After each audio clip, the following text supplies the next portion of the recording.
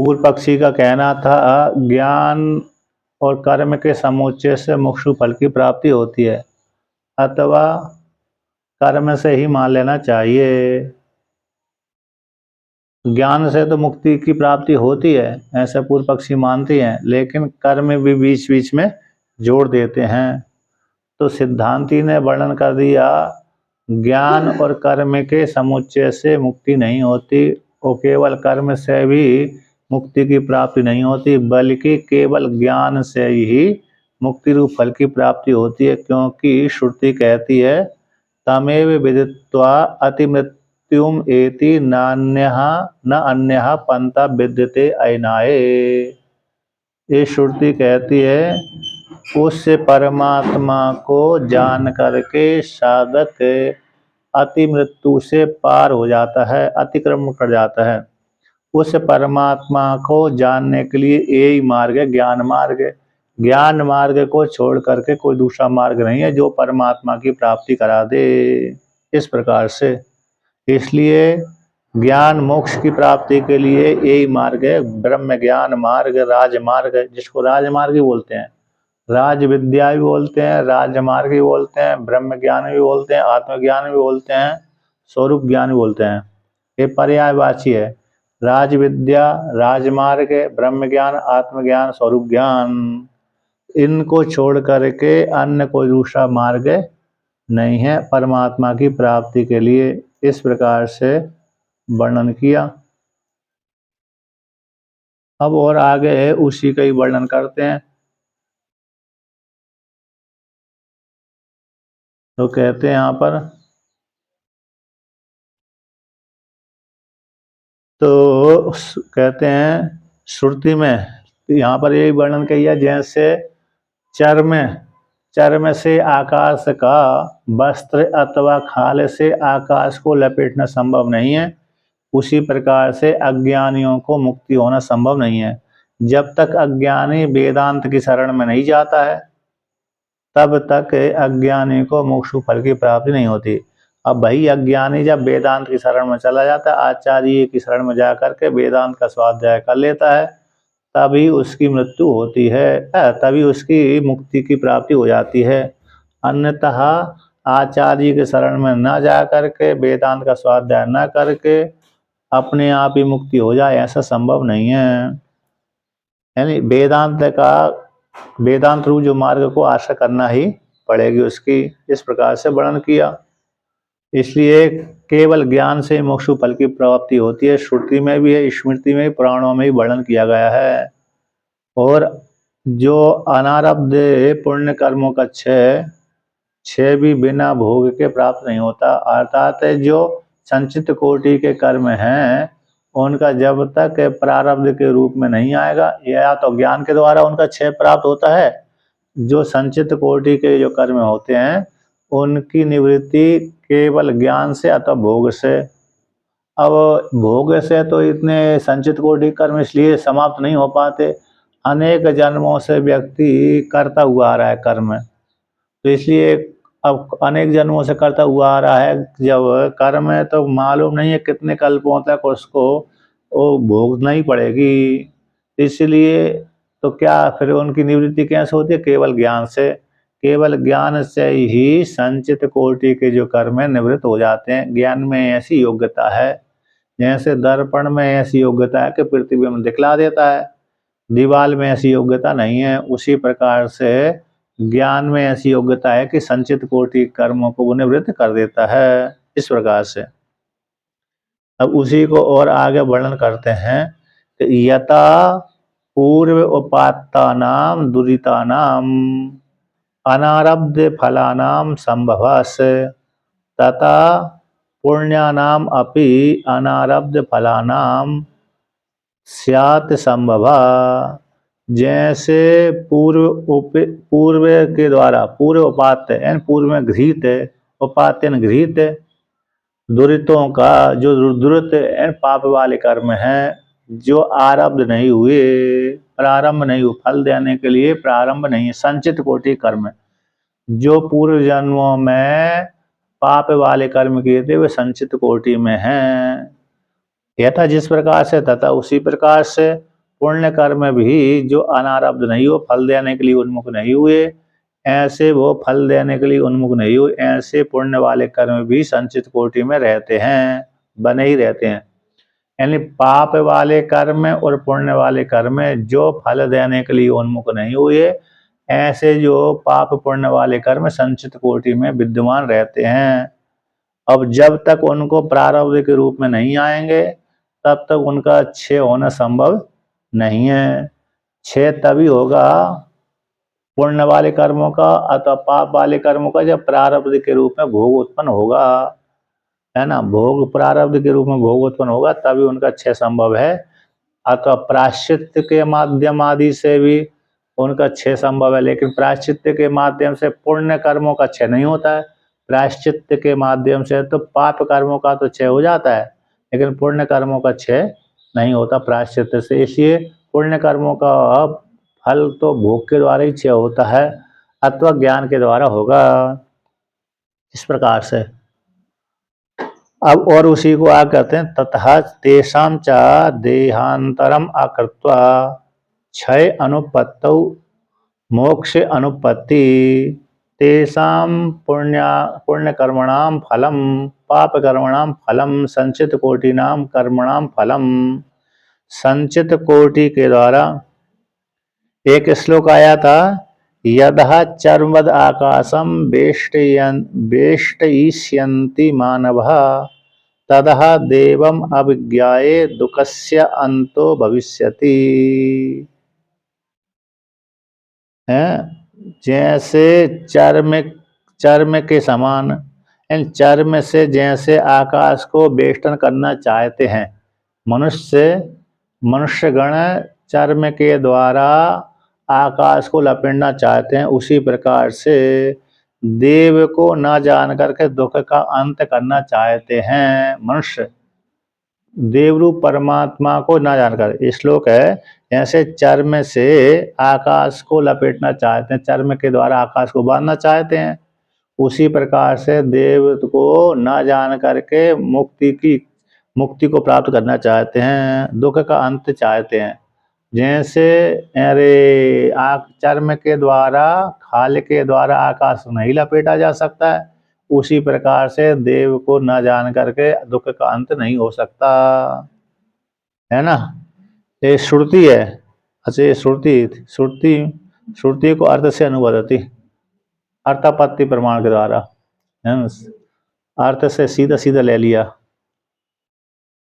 ये श्रुति। इसलिए भगवान भास्कर ने कहा चर्मवद, तो श्रुति को यहाँ पर टीकाकार ने दे दिया। कहाँ आया था? अच्छा, ऊपर आया था ना। अब आगे कहते हैं, तेषां पुण्य कर्मणाम पाप कर्मणाम फलम देहांतरम अकृत्वा। जब तक देहांतर की प्राप्ति नहीं होती पुण्य पाप कर्म से, तब तक उनके क्षय की प्राप्ति नहीं होती। जब तक पाप अथवा पुण्य कर्मों का फल देहांतर के रूप में प्राप्त नहीं होता है, तब तक पुण्य पाप कर्मों के फल की निवृत्ति नहीं होती। जब पुण्य पाप कर्मों के फल की निवृत्ति नहीं हुई, तो बिना निवृत्ति के पुण्य पाप की निवृत्ति बिना मोक्ष फल की प्राप्ति कैसे होगी? अर्थात मोक्ष फल की उत्पत्ति भी प्राप्ति भी नहीं हो सकती। जब तक कर्मों का क्षय नहीं होगा, तब तक मोक्ष फल की प्राप्ति भी नहीं होगी। इसलिए जब वेदांत की शरण में चला जाता है साधक, तो वह ज्ञान के द्वारा अविद्या की निवृत्ति होते ही कर्म का भी क्षय हो जाता है। उस ज्ञान में योग्यता ऐसी है, उसी काल में मोक्ष फल की प्राप्ति हो जाती है। इसलिए ज्ञान में ऐसी योग्यता पाई जाती है। अब आगे कहते हैं कि धर्म अधर्म हेतु नाम चा राग द्वेष मोहे राग द्वेषम मोहानाम अन्यत्र आत्मज्ञानाद उच्छेद अनुपत्तेर। धर्म अधर्म उच्छेद अनुपत्ति, जैसे धर्म और अधर्म के हेतुभूत जो राग द्वेष मोह हैं, धर्म और अधर्म के, धर्म कर रहा है तब भी व्यक्ति को राग बैठा हुआ है, अधर्म कर रहा है तब भी व्यक्ति को राग बैठा हुआ है ना। और अधर्म में प्रवृत्त कैसे होता है व्यक्ति, द्वेष और मोह को लेकर के, द्वेष और मोह को लेकर के व्यक्ति अधर्म में प्रवृत्त हो जाता है। और धर्म में तो राग भी रहता है ना।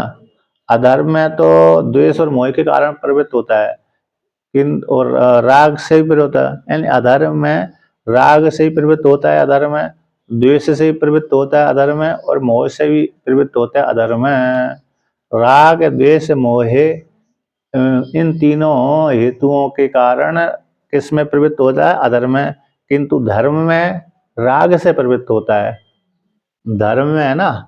धर्म में एक तो उसकी निष्ठा बनी रहती है और दूसरा राग भी बैठा रहता है। दूसरे व्यक्ति देखते हैं तो दूसरे वाले व्यक्तियों को देखता है कि देखो ये कर रहे हैं पुण्य कर्म आदि, तो मैं भी क्यों ना करूं। उनको देख करके अब एक बार पुण्य कर्म करने से सुख की प्राप्ति उसको हो गई, दुख की निवृत्ति हो गई, सुख की प्राप्ति हो गई, तो राग बैठ गया। उसी राग से फिर पुनः धर्म कर्म करता रहता है। और लेकिन अधर्म में तीनों हेतु बन जाते हैं, राग भी, द्वेष भी और मोह भी। ये अधर्म में तीनों साधन बनते हैं। तो जैसे धर्म अधर्म के हेतुभूत राग द्वेष मोहों का अन्यत्र आत्मज्ञान से, आत्मज्ञान को छोड़ करके उच्छेद इन राग द्वेष मोह की उच्छेद नहीं हो सकता। ब्रह्म ज्ञान को छोड़ करके अन्य किसी साधन के द्वारा राग द्वेष मोह आदि की निवृत्ति नहीं होती।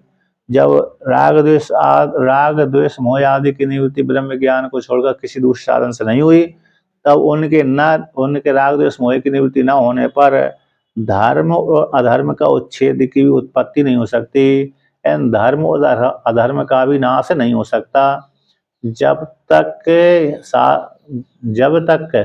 जब तक कारण का निषेध नहीं होता, तब तक कार्य का भी निषेध नहीं हो सकता, है ना। धर्म में अधर्म के हेतु जो राग द्वेष मोह है, इनका ब्रह्म ज्ञान के द्वारा निवृत्ति होती है। तो ब्रह्म ज्ञान के बिना अन्य किसी साधन के द्वारा निवृत्ति नहीं होती है।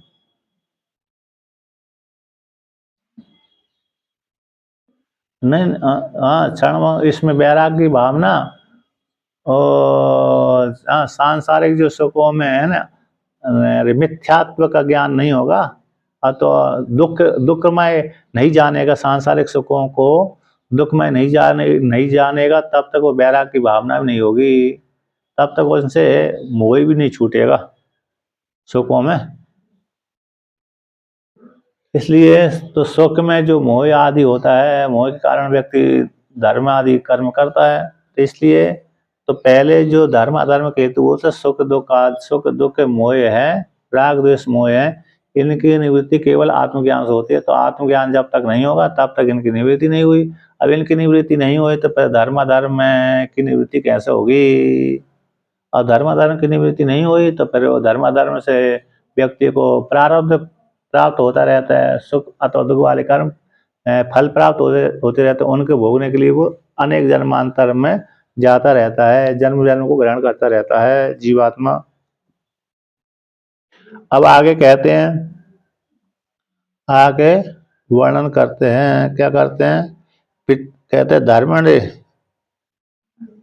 कर्मणा पितृलोका श्रुतिमा से, कर्म के द्वारा पितृलोक को फल की प्राप्ति होती। कर्मणा पितृलोक इति श्रुति को आश्रय बना करके कर्म के क्षय होने में हेतुअंतर कहते हैं।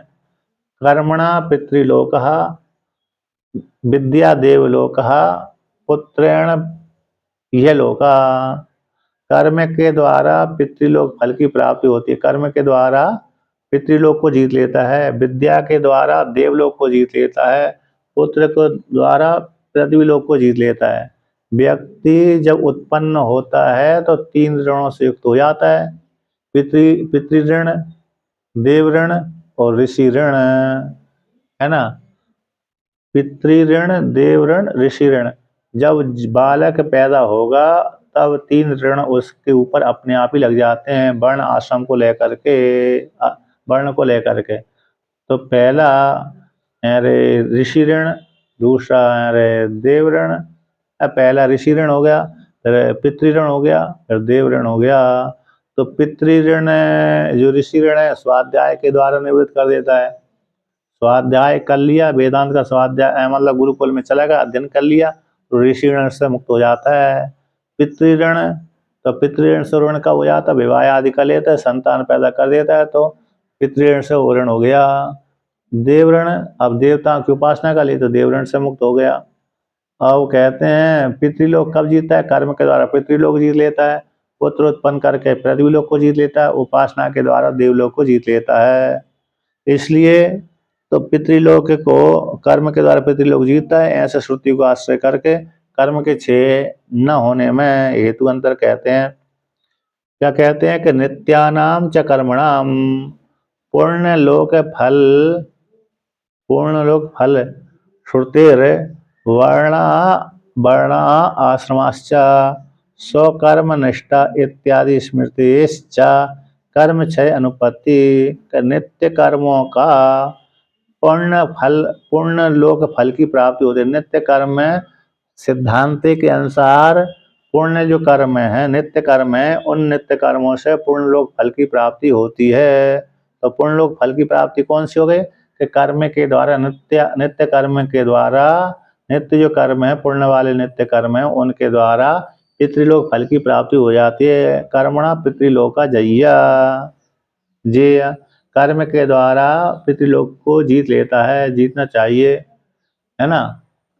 कर्मणा पितृलोका जेया, तो कर्म के द्वारा व्यक्ति पितृलोक को जीत लेता है। तो इसलिए नित्य कर्म जो पुण्य के हेतु हैं, तो पुण्य लोक फल की प्राप्ति होती है नित्य कर्मों से, यानी स्वर्गलोक फल की प्राप्ति हो जाती है जो पितृलोक कहलाता है।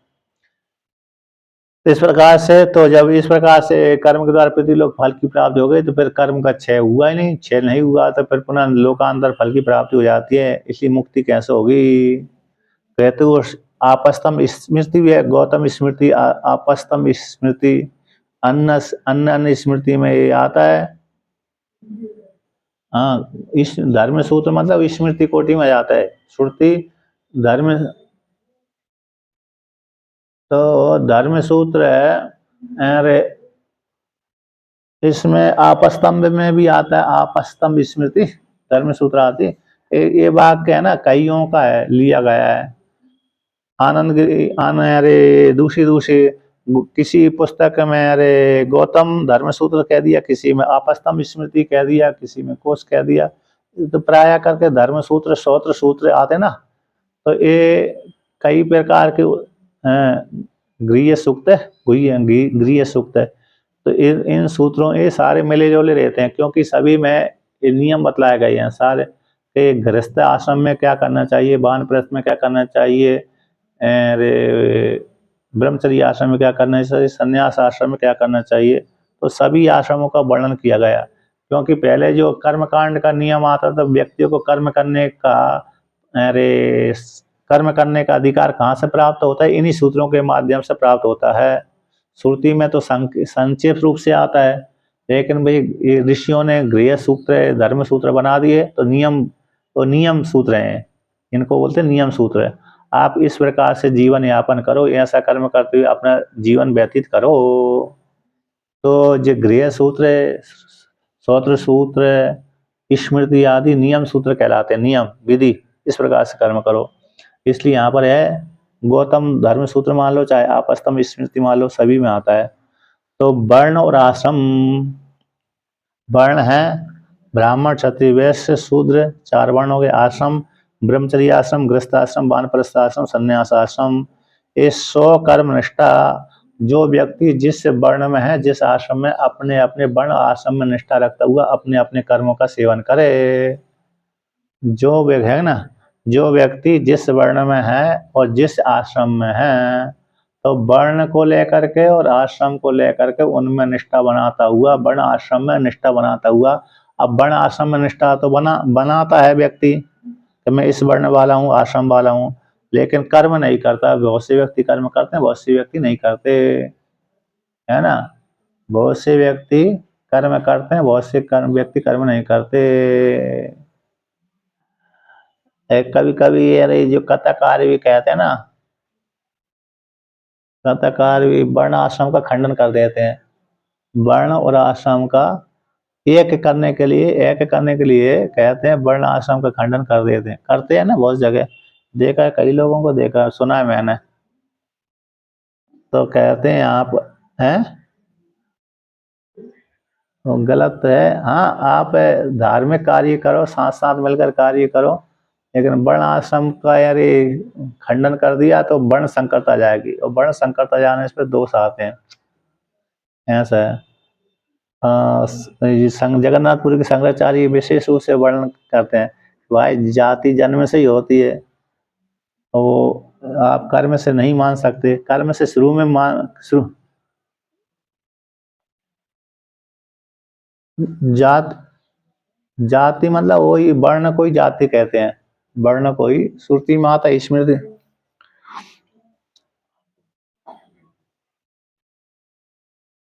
तो उसमें वो दृष्टांत देते हैं, जैसे शेर का। अब शेर शेर जन्म से जाति से ही शेर कहलाएगा, इस प्रकार। तो तो वहां पर दृष्टांत दिया है, जाति और वर्ण का एक अर्थ कर देते हैं, बहुत जगह आता है। नहीं नहीं नहीं नहीं, आया है भाष आया है, मैंने पढ़ा भी है और वर्णन भी किया, गीता।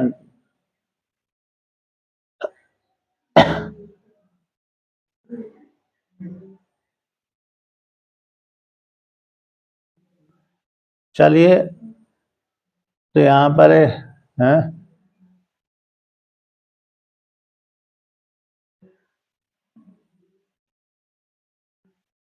कहाँ कहाँ पर, कहाँ पर? हाँ,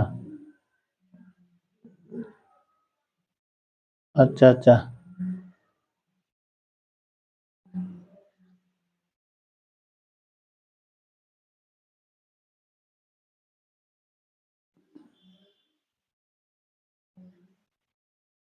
अच्छा अच्छा अच्छा। हाँ,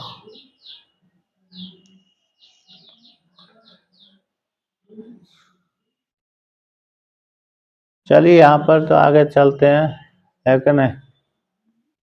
तो, तो यहाँ पर कहते हैं वर्ण और आश्रम एक ऐसे, जिस वर्ण में है और जिस आश्रम में है, तो स्वकर्म निष्ठा, अपने वर्ण को लेकर के, आश्रम को लेकर के निष्ठा बनाते रहना चाहिए। तो वर्ण स्व आश्रम स्वकर्म निष्ठा करके जब कर्मों का सेवन करेगा, स्व स्व कर्मण अभिरता संसिद्धि लभते नरा, ऐसा भगवान ने पीछे कह दिया गया। स्व स्व कर्मण ने अभिरता सिद्धि लभती मानवा इत्यादि। जीवात्मा अपने अपने वर्ण और आश्रम में निष्ठा रखता हुआ, कर्म करता हुआ सिद्धि को प्राप्त कर लेता है। इसी हेतु से वर्ण में और आश्रम में, जिस वर्ण और आश्रम में उसमें अपने कर्मों में निष्ठा रखता हुआ व्यक्ति स्वर्गलोक आदि फल की प्राप्ति कर लेता है। इत्यादि स्मृति से कर्मों के क्षय की उत्पत्ति नहीं होती, कर्मों के क्षय की उत्पत्ति नहीं होती। तो कर्मों के क्षय की उत्पत्ति हुई नहीं तो फिर मोक्ष फल की प्राप्ति कैसे होगी? इस प्रकार से सिद्धांती ने पूर्व पक्षी के ऊपर आक्षेप लगाया। अब कहते हैं सिद्धांती पूर्व पक्षी की ओर दोष निकालता है कि ये तो आहुर के नित्यानि कर्माणि दुख रूपत्वात् पूर्वकृत दुरित कर्मणाम फलम एव न तो तेषां स्वरूप व्यतिरेकेण अन्यत फलम अस्ति अश्रुतत्वात् जीवन आदि निमित्ते च विधानात् इति। कहते हैं, ये जो कहते हैं पूर्व पक्षी जो मानते हैं, ये तो हाउरेंस कहते हैं नित्य कर्मों का, नित्यानि जो कर्म है, आर्य संध्या उपासिता नित्यम अग्निहोत्र इंद्रिया 10 पूर्णमास आदि इत्यादि जो कर्म है, ऐसे जो नित्य कर्म कहलाते हैं दुख रूपत्वात्, वो नित्य कर्म कैसे दुख रूप वाले हैं? क्योंकि व्यक्ति नित्य कर्म करेगा तो नित्य कर्म करने से अग्नि आदि जलाएगा, प्रयास करेगा तो कष्ट होगा, है ना। अग्नि जलाएगा तो अग्नि जलाए तो अग्नि में से धुआं निकला, वो धुआं सीधा आंखों में चला गया। ठंडी के काल में अग्नि जलाएगा तो कोई समस्या नहीं है, उस काल में तो ठीक है, चलो भाई ठंड भगा रही है। लेकिन गर्मी में अग्नि जलाएगा तो उस काल में भीषण हो जाती है, पास में बैठना ही मुश्किल हो जाता है ना। भीषण गर्मी में आग जला के हवन करेगा तो मुश्किल हो जाती, कहीं हवा उसी की तरफ आ रही है, जिधर बैठा उधर है तो मुश्किल हो जाते हैं। और धूम में यदि ठंडी में हो चाहे गर्मी में हो कष्टदायक होता है। तो जैसे अग्निहोत्र आदि जो कर्म है, नित्य कर्म है, वो दुख रूपत्वात्, दुख रूप वाले होने से, तो वो ऐसे दुख रूप वाले होने से वो दुख किसके द्वारा प्राप्त हो रहा है कि पूर्वकृत दुरित कर्मणाम फलम, वह पूर्वकृत पूर्व जन्मांतरों में, पूर्व के बीते हुए जन्मांतरों में उन दुरित कर्मों का ही वो फल है, ऐसा वो मानते हैं। कौन? पूर्व पक्षी, है ना। अरे मीमांसक आदि यह पूर्व पक्षी मानते हैं। तो कहते हैं ना तो तेसाम नित्य कर्मणाम, उन नित्य कर्मों का स्वरूप से व्यतिरिक्त अन्य फलम नास्ति। तेसाम नित्य कर्मणाम, स्वरूप से व्यतिरिक्त अन्य फल नहीं है, क्योंकि अश्रुतत्वा, श्रुति के द्वारा सुना नहीं गया, श्रुति के द्वारा तो सुना ही नहीं है। और वो कहते हैं जो नित्य कर्म कैसे जीवन आदि निमित्ते च विधानात्, यानी श्रुति ने तो नित्य कर्मों को जीवन के विधान करने के लिए कथन किया है, जीवन आदि के निमित्त के लिए उन कर्मों का, नित्य कर्मों का विधान किया है। इस प्रकार से अब ऐसे वर्णन हो जाने पर कहते ना, यहाँ पर ना कैसा आया, यहाँ पर आगे वर्णन करते हैं।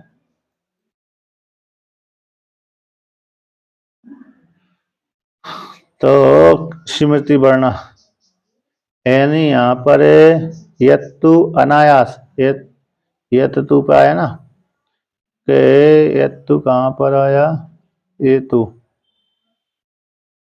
ना कहाँ पर है, नातु ना, नातु, तो नातु पे ठीक है कि तथापि नित्य नित्य कर्मों, नित्य जो काम्य कर्मों के समान, नित्य काम कर्मों के समान स्वरूप से अतिरिक्त फलम, जैसे नित्य कर्मों का काम्य कर्मों का स्वरूप से अतिरिक्त फल होता है, उसी प्रकार से विधि उद्देश्य में तद अश्रवणात्, कहते विधि उद्देश्य में नित्य कर्म पूर्व मीमांसा के अनुसार तो विधि उद्देश्य में इन कर्मों का फल सुना ही नहीं गया। पूर्व मीमांसा की दृष्टि के अनुसार जो विधि वाक्य आते हैं उनमें इन नित्य कर्मों का फल श्रवण नहीं किया गया, और नहीं करने पर दोष की प्राप्ति होती है। तो कहते हैं तेसाम नित्य कर्मों का स्वरूप से व्यतिरिक्त अन्य फलम नास्ति, श्रुत न होने से और जीवन आदि निमित्त ही उन नित्य कर्मों का विधान किया गया है। इति चेत, कहते ना, ऐसी बात नहीं है कि अप्रवृत्ता नाम फलदान असंभवात, कहते हैं जो प्रवृत्ति नहीं हुए है, जिन कर्मों की प्रवृत्ति नहीं हुई, संचित कोटि में पड़े हुए हैं, उन कर्मों का फल दान का संभव नहीं है, फल देने की संभावना नहीं है।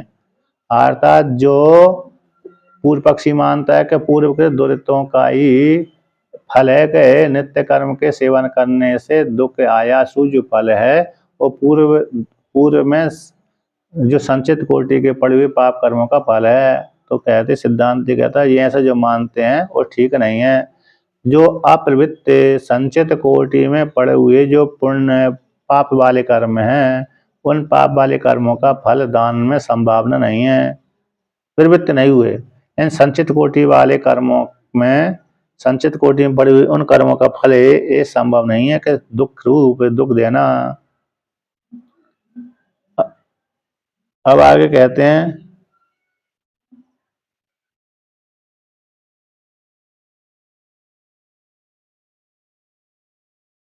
न नित्यानाम विधि असिद्धि रीति, कि नित्य कर्मों की विधि सिद्धि, नित्य कर्मों की जो विधि असिद्धि नहीं होती थी। अब आगे उसी को और वर्णन करते हैं क्या, कि न है रे, है ना, जो दुख के फल विशेष अनुपत्ति स्यात्, यानी जो प्रवृत्ति नहीं हुए संचित कोटि में पड़े हुए पुण्य पाप वाले कर्म, उन पाप वाले कर्मों का फलदान देना फल देना संभव नहीं है। और कहते हैं कि दुख फल विशेष उत्पत्ति, दुख फल के विशेष की उत्पत्ति भी नहीं होती। दुख रूप जो फल है उसमें विशेष की उत्पत्ति भी नहीं होती। उसी को और आगे कहते हैं कि यद उक्तम, यद उक्तम, यद उक्तम का उसी को विवरण करते हैं, जो संक्षेप से कहा गया है उसी को विवरण करते हैं। तो क्या विवरण करते हैं, जो संक्षेप से कहा गया कि पूर्व में जो ऐसा मानते थे कि नित्य कर्म दुख रूप होने से पूर्व कृत्य पाप कर्मों का ही फल है, नित्य कर्मों का सेवन करने से जो कष्ट है, और उन नित्य कर्मों को स्वरूप से व्यतिरिक्त फल नहीं है इस प्रकार से, और कोई स्वरूप से व्यतिरिक्त उनका कोई अन्य फल नहीं है, क्योंकि श्रुति ने उनका फल का विधान किया ही नहीं है। श्रुति ने नित्य कर्मों का फल विधान किया नहीं है, वो तो जीवन आदि के निमित्त ही उनका विधान किया गया है। ऐसा जो पूर्व पक्षी मानते थे वो ठीक नहीं है, क्योंकि जो प्रवृत्ति नहीं हुए दुरित पाप है संचित कोटि में पड़े उनका फल देना संभव नहीं है, और दुख फल विशेष की उत्पत्ति भी नहीं होती। अब जरूरी नहीं है कि इस कर्म का ये फल हो, इस कर्म का ये फल हो, ये जरूरी भी नहीं है ना। यही पाप कर्म का फल है कौन सा, ये जो कष्ट हो रहा है हमको, किसी ने पूर्व जन्म में किसी को पशु को मार दिया उसका फल ये है, ऐसा भी नहीं कह सकते। किसी व्यक्ति ने पक्षियों को मार दिया तो ये उसका ये फल है, ऐसा भी नहीं कह सकते। किसी ने स्त्री को मार दिया तो उसका फल ये है, ऐसा भी नहीं कह सकते। किसी ने पुरुष को मार दिया, किसी ने ब्राह्मण को मार दिया, क्षत्रिय मार दिया, वैश्य मार, शूद्र मार दिया, अथवा अन्य को मार दिया, गो आदि को हिंसा कर दी, मार दिया, तो इसका यही फल है ऐसा नहीं कह सकते, इस प्रकार से निर्धारण नहीं कर सकते। अब पुनः आगे कहते हैं कि यद उक्तम पूर्व जन्म कृत दुरिता नाम कर्मणाम फलम नित्य कर्म अनुष्ठानायास दुखम भुजते इति तद असत। तो यहाँ पर जो आपने कहा था कि पूर्व जन्म में किए हुए दुरित कर्मों का फल पूर्व जन्मों में, पूर्व के जन्म जन्मांतरों में किए हुए पाप रूप जो कर्म है उन कर्मों का फल क्या है, ये है। तो कौन सा है कि नित्य कर्मों के अनुष्ठान करने से उत्पन्न होने वाला दुख, उस दुख को जो भोग कर रहा है वह पूर्व जन्मों में किए गए पाप कर्मों का फल है ना। वही फल यहाँ पर भोग रहे हैं। नित्य कर्म का सेवन करने से कष्ट, नित्य कर्मों के अनुष्ठान करने से जो कष्ट प्राप्त हो रहा है वह कष्ट हमको पूर्व जन्म के पाप कर्मों का फल मिल रहा है। ऐसा जो आपने कहा था वो ठीक नहीं है, तद असत, वो ठीक नहीं है। तो सिद्धांति से पूर्व पक्षी पूछता है क्यों भाई ठीक नहीं है, इस हेतु से कि नहीं मरण काले फलदानाय अनंकुरीभूतस्य कर्मणा फलम अन्य कर्म आरब्धे जन्मनि उपभुज्यते इति उपपत्ति। यानी क्योंकि मरण काल में जो व्यक्ति मर रहा है उस काल में, मरने काल में भी दुख होता है, तो फलदान के लिए जो अंकुरित नहीं हुए, मरण काल में फल देने के लिए जो कर्म अंकुरीभूत नहीं हुए अर्थात संचित कोटि में पड़े हुए हैं, अनारब्ध कर्मों का फल, अनारब्ध जो कर्मों का फल है अन्य प्रारब्ध कर्म रूप जन्म में उपभोग होता है, ऐसा उत्पन्न नहीं होता। मरण काल में फल देने के लिए जो संचित कोटि वाले कर्म हैं, अनंकुरीभूत शब्द का अर्थ हो गया अनारब्ध कर्म, यानी संचित कोटि वाले जो कर्म हैं उन कर्मों का फल अन्य कर्म आरब्ध, तो जो अन्य कर्म के आरब्ध में एंड जिन कर्मों का फल आरब्ध हो गया, प्रारब्ध के रूप में प्राप्त हो गया। अन्य कर्म आरब्ध मतलब अन्य कर्मों के द्वारा जो फल की प्राप्ति हो चुकी थी, उसके उन कर्मों से हमको इस शरीर की प्राप्ति हो गई। उन कर्मों का फल पूर्व में जो अंकुरित हुए थे, अंकुरित नहीं हुए थे, उन कर्मों का फल इस शरीर में प्राप्त हो रहा है, ऐसा उत्पन्न नहीं होता। यानी जो संचित कोटि के में पड़े हुए पाप वाले जो कर्म हैं, उन कर्मों का फल हमको जो प्रारब्ध के रूप में इस शरीर की प्राप्ति हो गई, वही प्रारब्ध के रूप में इस शरीर की प्राप्ति हो गई। उन कर्म किसी विशेष कर्मों का फल तो वो संचित कोटि वाले कर्मों का ही फल है, ऐसा वो संचित कोटि वाले कर्मों का ही हम फल भोगते हैं, ऐसा उत्पन्न नहीं होता। यानी प्रारब्ध वाले कर्मों का फल अलग है और संचित कोटि वाले कर्मों का फल अलग है। हमको तो मात्र प्रारब्ध वाले कर्मों का ही फल प्राप्त हो रहा है, संचित कोटि वाले कर्मों का फल प्राप्त नहीं हो सकता, क्योंकि वो संचित कोटि में पड़े हुए। जिन जिन बीजों में जमीन में बोया नहीं अथवा जल में डाला नहीं, तो वो अंकुरित नहीं होते।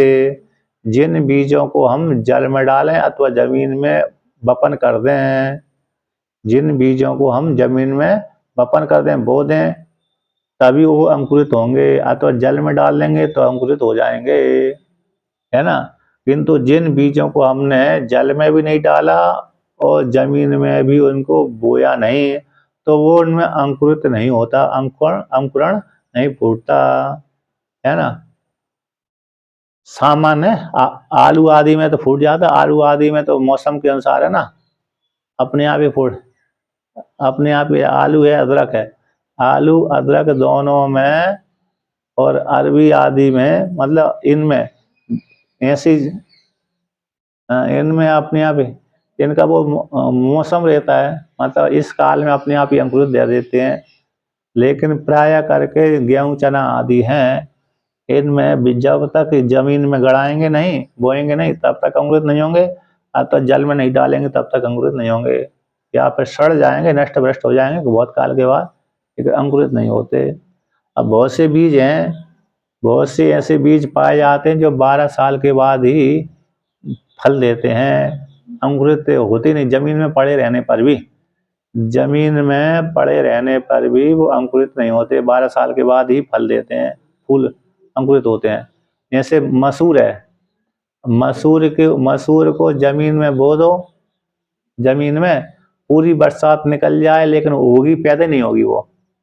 जब बरसात निकलने के बाद ठंडी चालू हो जाती है दीपावली के आसपास, फिर वो अपने आप ही अंकुरित हो जाती है ना। मसूर में ऐसी विशेषता पाई जाती है, पूरी बरसात भर जमीन के भीतर गड़ी रहेगी, जमीन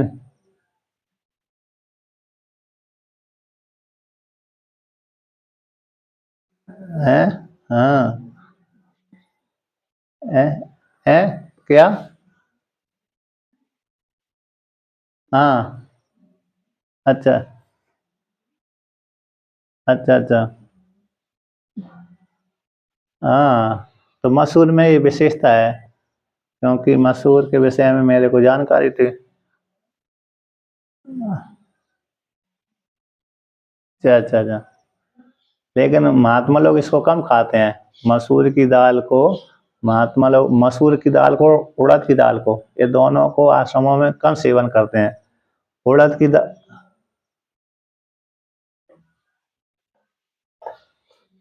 उड़द को।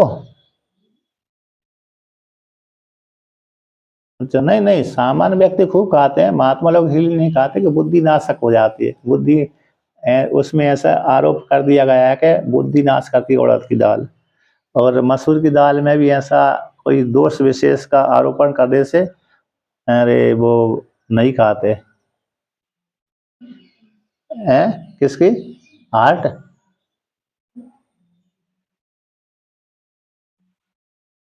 लेकिन मध्य प्रदेश में सबसे ज्यादा मसूर पैदा करते हैं। अ,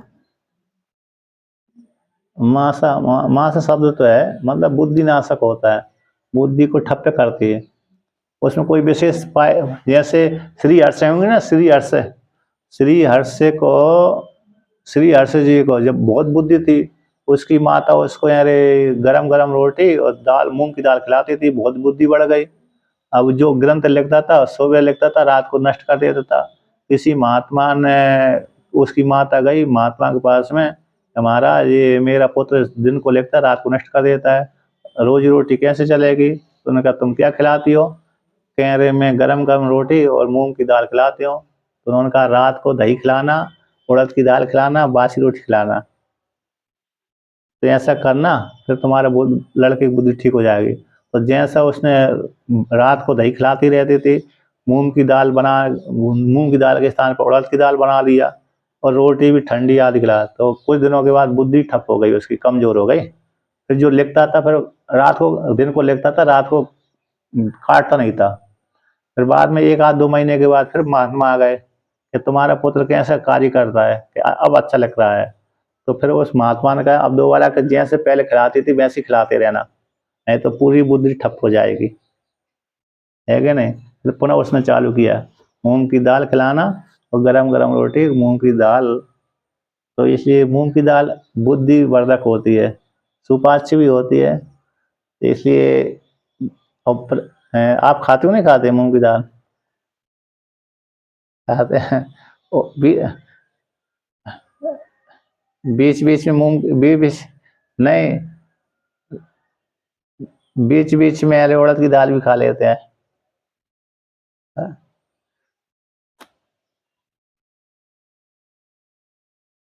हाँ तुअर, अरहर, सही सही। हाँ हाँ, आश्रमों में यही है। आश्रमों में शाम को मूंग की दाल बनाते हैं, दिन को अरहर की दाल बनाते हैं, अरहर की दाल, और रात को मूंग की दाल। प्राय करके बहुत से आश्रमों में रात को मूंग की दाल ही बनाते हैं।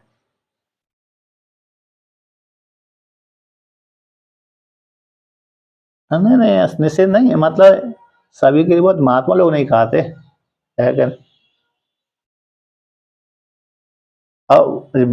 और बड़ा तो उड़द के ही बनाते हैं। नहीं, बड़ा बड़ा उसे,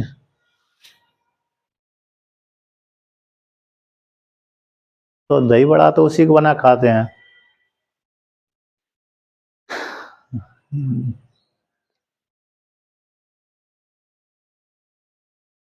अच्छा, मालूम ही नहीं था, इमरती उसी की बनती है।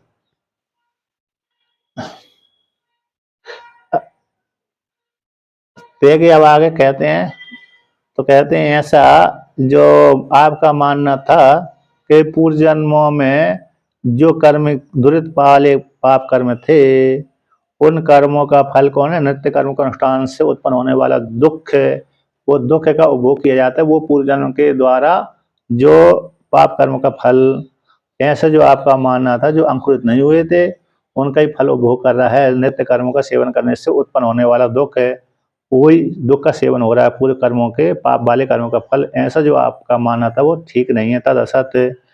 तो उसको कह दिया कि नहीं, मरण काले फलदानाय अनंकुरीभूत कर्मण फलम अन्य कर्म आरब्धे जन्मनि उपजते इति न उपत्ति। जो मरण काल में फल देने के लिए उन्मुख नहीं हुए, ऐसे कर्मों का फल और अन्य कर्मों के द्वारा प्राप्त हुआ जो शरीर, उस शरीर में दूसरे कर्मों का फल भोगा जाता है, जो संचित कोटि का कर्मों का फल भोगा जाता है, ऐसा उत्पन्न नहीं होता है ना। यदि ऐसा नहीं मानेंगे तो, यदि पूर्व जन्म में जो संचित कोटि में पड़े हुए कर्मों का फल है और अन्य कर्मों के द्वारा उत्पन्न हुए शरीर में उसी जो संचित कोटि में पड़े हुए कर्मों का फल भोग रहा है, ऐसा संभव नहीं है ना, ऐसा संभव नहीं है। यदि ऐसा मानते हैं तो क्या होगा, अन्यथा ऐसा मानने पर, ऐसा पूर्व कर्म का संचित कोटि कर्म को ही प्रारंभिक रूप में मान लिया जाने पर, तो फिर ये दोष आ रहा है कि स्वर्ग फल उपभोगाय अग्निहोत्रादि कर्म आरब्धे जन्मनि नरक कर्म फल उपभोग अनुपत्ति न स्यात्।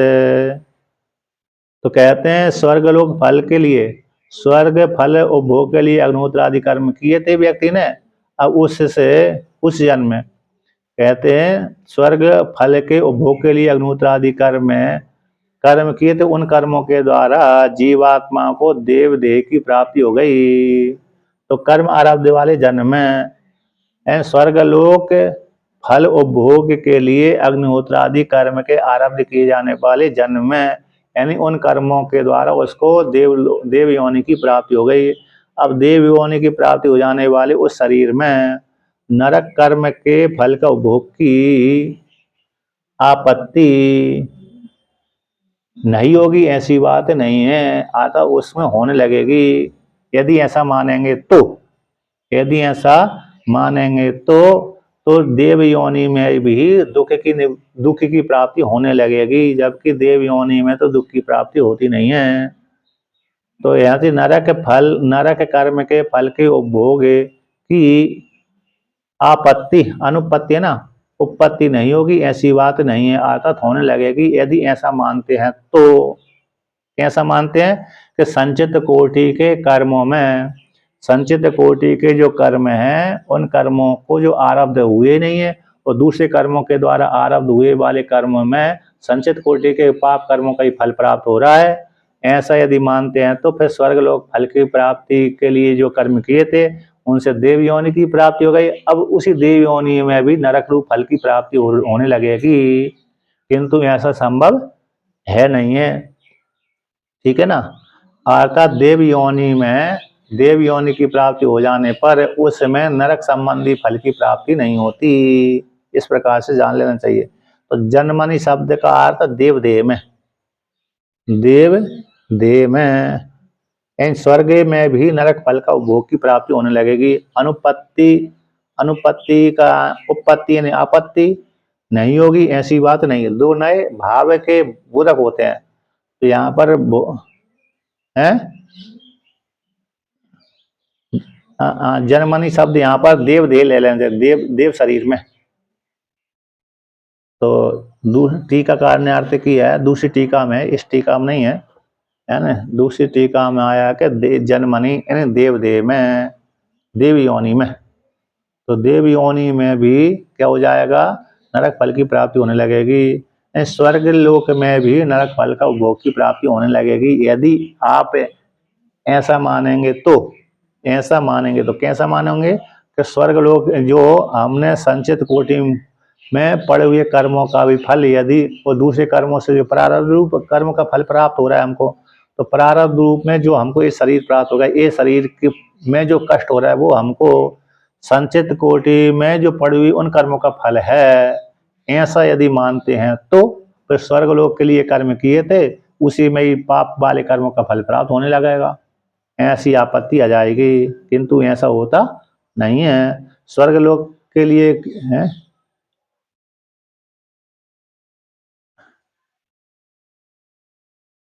हाँ, संचित कोटि में पड़े हुए जो कर्म थे उन कर्मों को जब अगला जन्म प्राप्त हो गए, उन संचित कोटि से जो प्रारब्ध के रूप में प्राप्त हो गए, उनका तो फल उपभोग हुआ, किंतु जो संचित कोटि में पड़े हुए हैं उनका उपभोग नहीं हो सकता। जैसे लौकिक उदाहरण है, जब तक जो राजा के खजाने में अपार संपत्ति रखी हुई है, राजा के खजाने में अपार संपत्ति रखी हुई है, अब वो अपार संपत्ति में ताला लगा हुआ है, तो वो उस हमारे काम की नहीं है। अब वो काम की तब है जब उसके अपार संपत्ति रखी थी खजाने में, उसी संपत्ति को हमारे लिए किसी ने, राजा ने हमको दे दिया है, कुछ निकाल करके दे दिया, कुछ निकाल कर दे दिया, वही संपत्ति हमारे काम की है।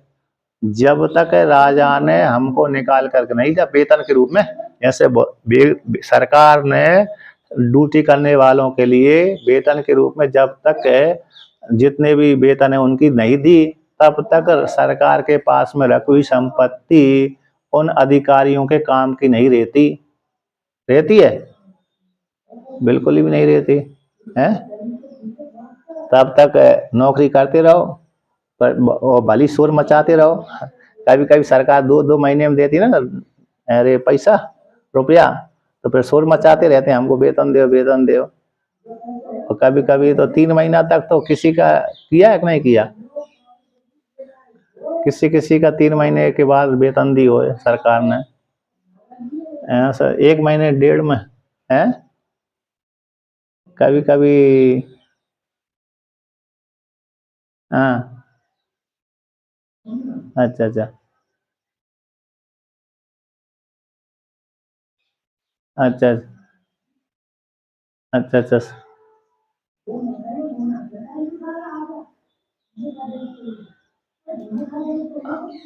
अच्छा अच्छा।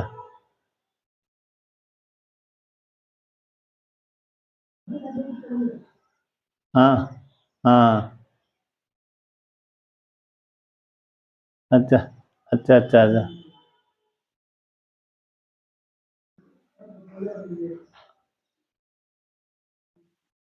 हाँ तो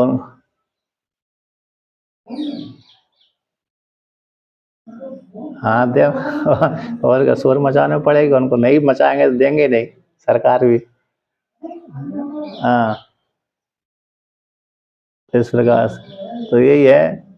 तो दृष्टांत है ना, तो संचित जो सरकार के पास में खजाने के रूप में रखी हुई है, तो वो नौकरी वालों को जब तक सरकार नहीं देगी तब तक वो नौकरी वालों को प्राप्त नहीं हो रहे वाला, कुछ काम का नहीं है। यही वहां पर यहाँ पर आ रहा है कि नहीं?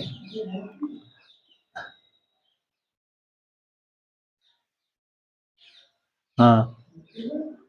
अच्छा, उधार लेना पड़ती है। अच्छा अच्छा।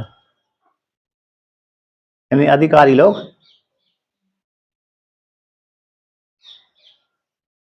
अच्छा अच्छा। अच्छा अच्छा, दूसरे दूसरे विभाग से ले लेते हैं पैसा।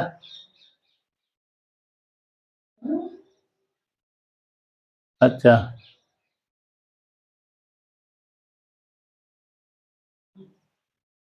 अच्छा, अधिकारी लोग। हाँ अधिकारी। हाँ, सामान खरीदने वाले। सही सही सही। हाँ हाँ हाँ, सही सही।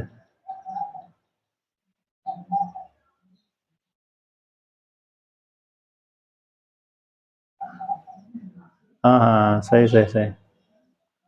सही बात है।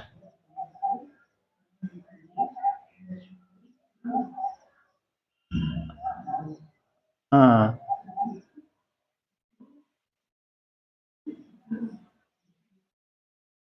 अच्छा अच्छा अच्छा।